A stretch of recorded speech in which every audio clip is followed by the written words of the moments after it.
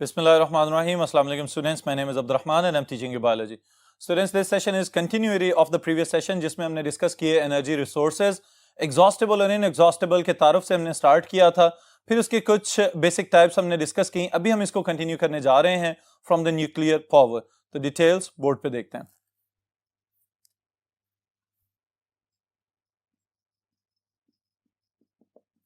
Alright students, इसमें पहले revise कर लीजिए कि आपने सबसे पहली जो चीज स्टडी की थी that is hydro electric power. Alright, then we discussed about the tidal power. फिर उसके बाद मैंने आपको एक चीज ऐड करवाई थी, सॉल्टर्स duct. Alright, and then we studied the wind power.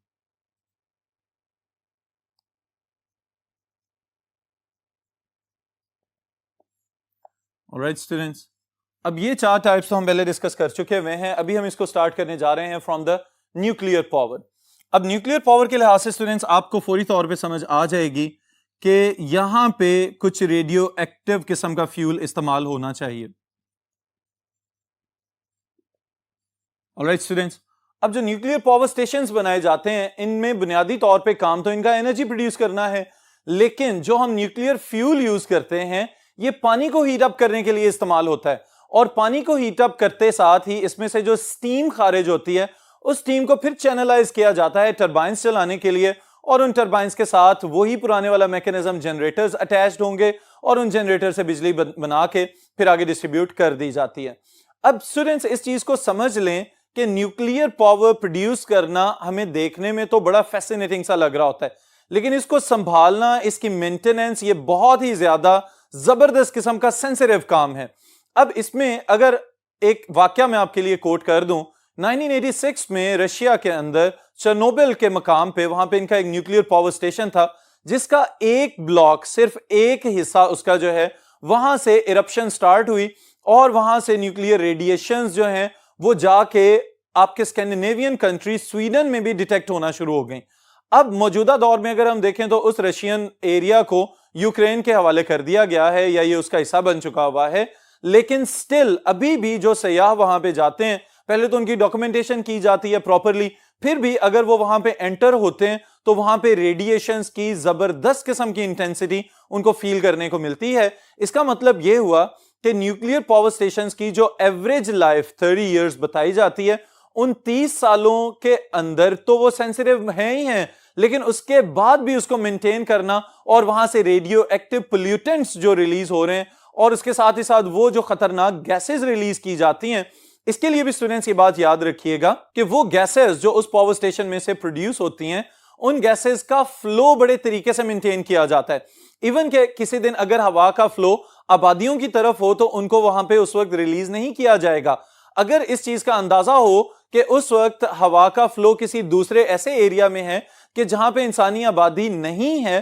तो फिर उस दिन उन एक्स्ट्रा गैसेस को या वेस्ट गैसेस को रिलीज कर दिया जाता है इनटू द एनवायरनमेंट. ऑलराइट, लेकिन स्टिल अगर हम देखें तो चूंकि जमीन तो हर वक्त घूम रही है, हवा भी हर वक्त फ्लो में है, तो किसी सूरत भी ये इंसानों के लिए फायदामंद नहीं है. बेशक वो इस चीज के या इन चीजों को रेगुलेट कर भी रहे हैं, तमाम किस्म की एहतियातें भी मद्देनजर रखी जा रही हैं, लेकिन उसके बावजूद अगर खुदा न खास्ता न्यूक्लियर पोल्यूशन फैलती है तो उसकी वजह से इर्द गिर्द के माहौल को बहुत ज्यादा सीवियर नुकसान हो सकते हैं. ऑलराइट स्टूडेंट्स, तो पावर जनरेशन के एतबार से एक तो ये पहले ही महंगा रिसोर्स है, और दूसरे नंबर पे फिर ये कि जो वो नेचुरल ओर्स वगैरह जो हमें मिल रहे थे यूरेनियम वगैरह के, उनको रिफाइन करने में और फिर उनको इस्तेमाल करने में जो एक्सपेंसेस आ रहे हैं उस लिहाज से, और हमारा जो फोकस है मेन कि माहौलियाती एतबार से ये कतन इतना कोई यूजफुल प्रोसेस नहीं है, तो हमें स्टिल इसकी बजाय किसी और अल्टरनेट वे को इख्तियार कर लेना चाहिए. तो उस अल्टरनेट वे के लिए स्टूडेंट्स हमारे पास कुछ ऑप्शंस मौजूद हैं. The first one is known as the geothermal energy.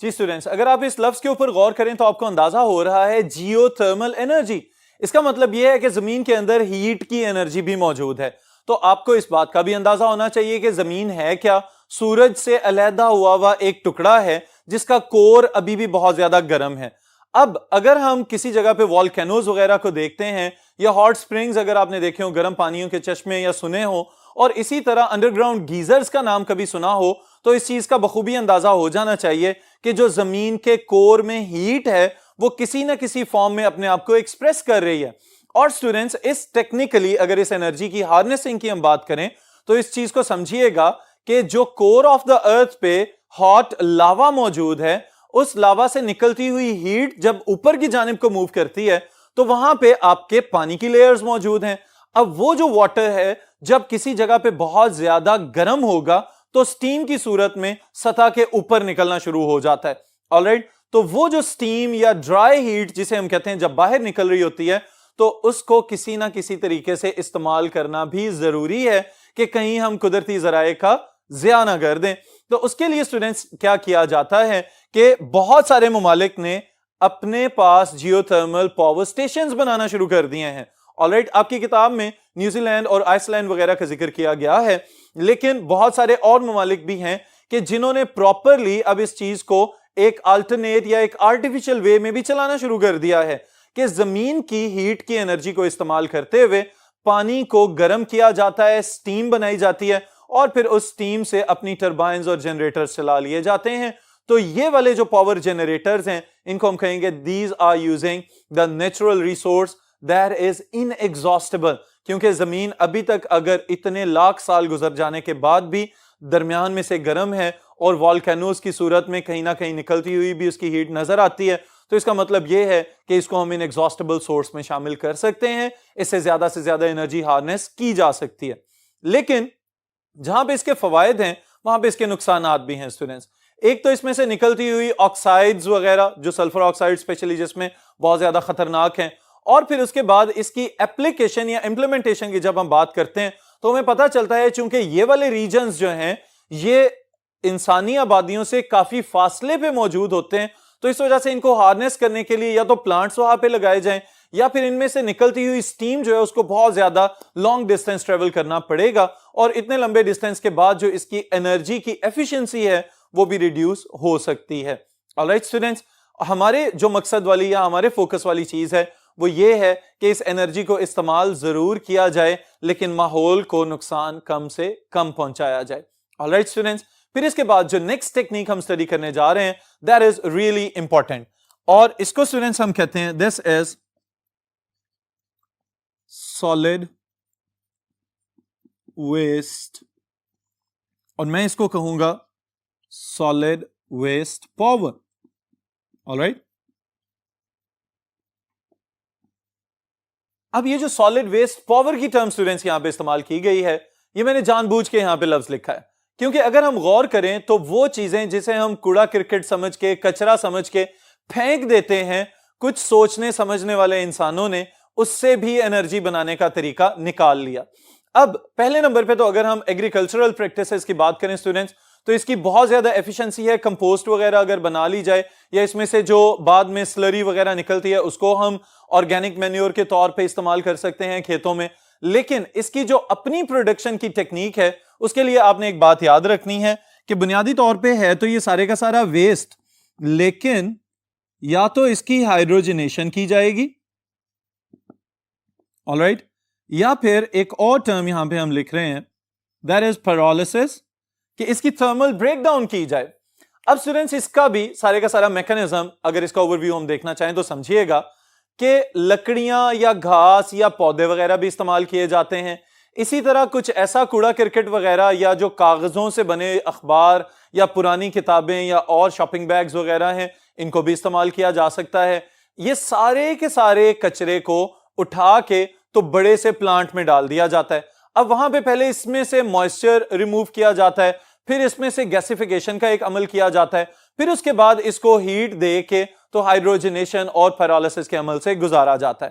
اب اسٹوڈنٹس اس دوران کیا ہو رہا ہے، وہ ہیٹ جو جنریٹ ہو رہی ہے اس ہیٹ کو پھر فردر ٹربائنز اور جنریٹر چلانے میں استعمال کر لیا جائے گا. پھر اسی طرح بعض اوقات یہ بھی دیکھا گیا ہے کہ یہ جو ویسٹ ہے اس کو بڑے بڑے ٹینکرز میں ڈال کے کئی دن تک رکھ چھوڑا جاتا ہے تاکہ فرمنٹیشن کے پروسیس کے تھرو اس میں سے میتھین گیس پروڈیوس ہو سکے اور پھر اس گیس کو استعمال کیا جائے پانی کو گرم کرنے کے لیے, سٹیم بنانے کے لیے, اور پھر اس سٹیم سے ٹربائن چلائی جائیں اور پاور جنریشن میں استعمال ہو سکے. تو یہ جو ٹیکنیکس ہیں اسٹوڈنٹس, اس کو ہم یوں کہہ سکتے ہیں کہ آپ کے لیے جو چیزیں بیکار تھیں ایکولوجی والوں نے یا انوائرمنٹلسٹ نے اس کو بھی استعمال کرنے کے اور پروڈکٹیو بنانے کے قابل بنا دیا ہے. اور اس کی مدد سے اسٹوڈنٹس کئی گھروں کو بلکہ ایک محدود شہری آبادی کو بھی آرام سے بجلی کی ضروریات سے آراستہ کیا جا سکتا ہے, ان کی ضروریات کو پورا کیا جا سکتا ہے. تو آپ لوگ بھی یہ چیز سمجھ لیں, بہت سارے ہمارے ایگریکلچرسٹ اب ایسے ہیں پاکستان کے اندر کہ جنہوں نے اپنے ٹیوب ویلز چلانے کے لیے اس انرجی پہ اپنے آپ کو کنورٹ کر لیا ہے, تو بجلی کے بل بھی کم ہوں گے اور ساتھ ہی ساتھ جو کوڑا کرکٹ وغیرہ ہے وہ بھی ڈیکمپوز ہوگا اور کھیتوں کے لیے آپ کو مصنوعی کھاد بھی میسر ہوگی. آلرائٹ اسٹوڈنٹس, پھر اسی طرح اس میں سے چار بھی پروڈیوس ہوتا ہے جس کو بعد میں وہ چارکول وغیرہ یا کول تار وغیرہ کے طور پہ سڑکیں بنانے میں یا ان کی بیس بچھانے میں بھی استعمال کیا جا سکتا ہے. تو فوائد اس کے بہت زیادہ ہیں, نقصانات اس کے نہ ہونے کے برابر ہیں. تو اس وجہ سے اگر ہم اپنے آپ کو گرین انرجی یا گرین فیولز وغیرہ پہ کنورٹ کریں گے تو یقیناً ہم فاسل فیولز کو ضائع ہونے سے بچا سکتے ہیں. آلرائٹ اسٹوڈنٹس, پھر اسی طرح ایک اور طریقہ کار جو آپ کی کتاب میں یہاں پہ ڈسکس کیا گیا ہے, it is about the ocean thermal gradient.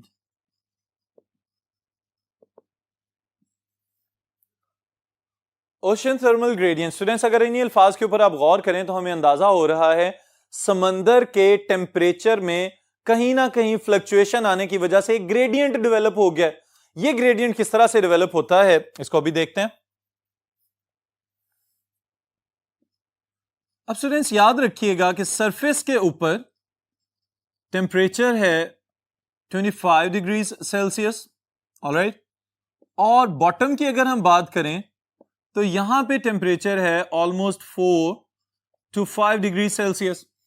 اب اگر آپ غور کریں انہی دو فگرز کے اوپر تو ہمیں پتا چل رہا ہے کہ سطح کے اوپر درجہ حرارت زیادہ ہے, پانی جلدی ایویپوریٹ ہو سکتا ہے. اسی چیز کو انہینس کر لیا گیا ایویپوریٹرز لگا کے. ایویپوریٹرز لگانے کی وجہ سے کیا ہوگا کہ جو پانی پہلے ہی کمپیریٹیولی ہاٹ نظر آ رہا ہے اس پانی میں سے پانی فٹافٹ ایویپوریٹ ہونا شروع ہو جائے گا. یہ بخارات جو اوپر کی جانب کو اٹھیں گے ان کو ٹربائن چلانے کے لیے استعمال کیا جائے گا اور اس کے پیچھے جو جنریٹر ہے ٹربائن کے چلنے سے وہ بجلی پیدا کرنا شروع کر دے گا. اب دیکھنے میں تو یہ بہت ہی زیادہ کارآمد لگ رہا ہے میکانزم, لیکن اسٹوڈنٹ سمجھنے والی بات یہ ہے کہ جب اس پلانٹ کی امپلیمنٹیشن چل رہی ہوگی کسی جگہ پہ تو وہاں پہ موجود جو میرین لائف ہے اس کے اوپر کیا گزر رہی ہوگی. تو اس چیز کے حوالے سے فائدہ مند تو ضرور ہے, لیکن اس چیز کے خطرات بھی ہیں کہ کہیں اس انسانی کاروائی کی وجہ سے وہاں پہ موجود باقی جو وائلڈ لائف ہے یا جو میرین لائف ہے وہ متاثر نہ ہونا شروع ہو جائے. آلرائٹ اسٹوڈنٹس,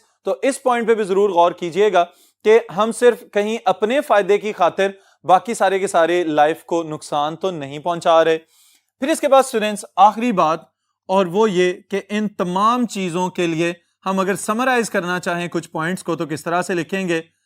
سب سے پہلی ایک ہی بات, and that is conservation of resources. All right students,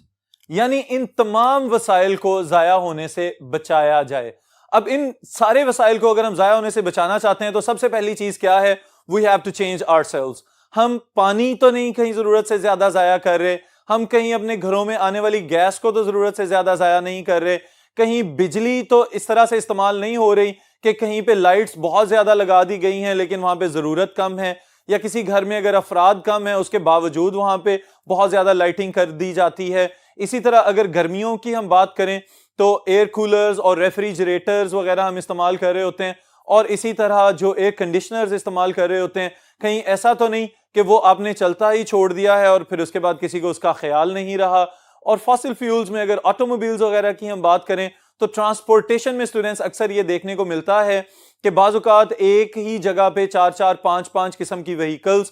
استعمال ہو رہی ہوتی ہیں, ایک گھر میں بہت زیادہ گاڑیاں استعمال ہو رہی ہوتی ہیں. تو اس چیز کو ان کو رکھنا it is not a bad thing, لیکن اگر ہمارے پاس وسائل کی کمی ہو رہی ہے اور ہمیں اس چیز کا خدا نخواستہ خطرہ ہے کہ کہیں ہماری آنے والی نسلیں ان آسائشوں کو حاصل نہ کر سکیں، تو پھر زیادہ سوچنے والی چیز ہے کہ اس لیے ہم ابھی سے اگر کچھ اقدار کو اپنا لیں کہ جیسے بہت سارے مغربی ممالک میں بہت زیادہ سویلائزڈ نیشنز نے کچھ چیزیں اپنا لی ہیں کہ آٹو موبائلز وغیرہ کو اگنور کر کے پبلک ٹرانسپورٹ سے استعمال کی جائیں، اسی طرح کوئی نہ کوئی دن ایسا رکھ لیا جائے کہ جس دن ایٹ لیسٹ ہم اپنے گھروں میں موجود گاڑیوں کو استعمال نہ کریں، یا کوئی دن ایسا رکھ لیا جائے کہ جس دن ہم یہ عہد کر لیں کہ اس دن ہم کم سے کم فاسل فیولز وغیرہ کو جلائیں گے یا ان کا استعمال جو ہے اس کا ضرور خیال رکھیں گے۔ تو ان سب چیزوں پہ خود بھی غور کریں، دوسروں میں بھی یہ اویئرنیس پھیلائیں، پھر انشاءاللہ تعالیٰ نیکسٹ سیشن میں نیکسٹ ٹاپک کے ساتھ ملاقات ہوگی۔